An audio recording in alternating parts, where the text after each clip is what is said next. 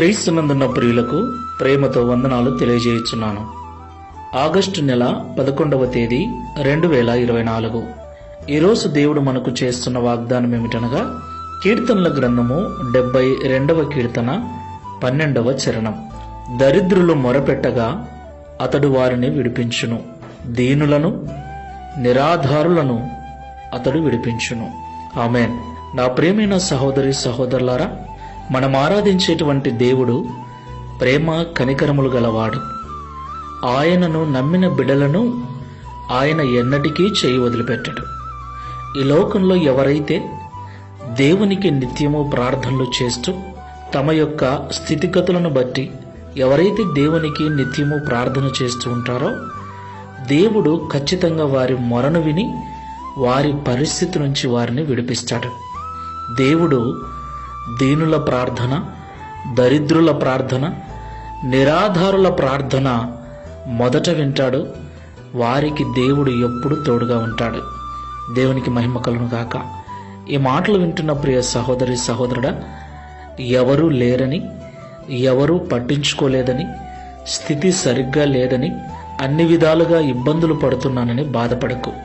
నీ దరిద్రతలో, నీ దీనత్వములో, నీ నిరాధారమైన పరిస్థితిలో దేవా నీవే నాకు ఆధారము, నీవే నాకు సంపన్నుడవు, నీవే నాకు సమస్తము అని దేవుని వైపు తిరిగి ఆయనకు మొరపెట్టు. నిశ్చయముగా ఆయన నీ మొర అంగీకరించి నీ స్థితిని మార్చి నీకు ఆధారమై నిలుస్తాడు. ప్రార్థన చేసుకుందాం. ప్రేమ స్వరూపుడమైన తండ్రి, పరిశుద్ధుడైన ప్రభువా, మీకు స్తోత్రాలు.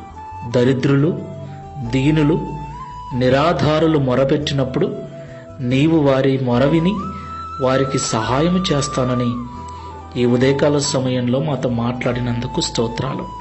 ఈ ప్రార్థనలో ఏకీభవిస్తున్న వారిలో అలాంటి పరిస్థితిలో ఎవరైనా ఉన్నట్లయితే ఇక ఈ లోకంలో దేవుడే నాకు దిక్కు, ఆయనే నాకు సహాయకుడు, ఆయన తప్ప నా స్థితిని ఎవరూ మార్చలేరని నీ వైపు ఆశతో ఎదురు చూస్తున్నారో వారి యందు దయ ఉంచి కనికరించి వారి ప్రార్థన విజ్ఞాపనలు విని వారి యొక్క మొర ఆలకించి వారికి ఆధారమై ఈ దిన వాగ్దానమును మా అందరి జీవితంలో నెరవేర్చి మీ నామమును మహిమపరుచుకునమని యేసుక్రీస్తు వారి శ్రేష్టమైన నామములో ప్రార్థించి వేడుకుంటున్నాము తండ్రి.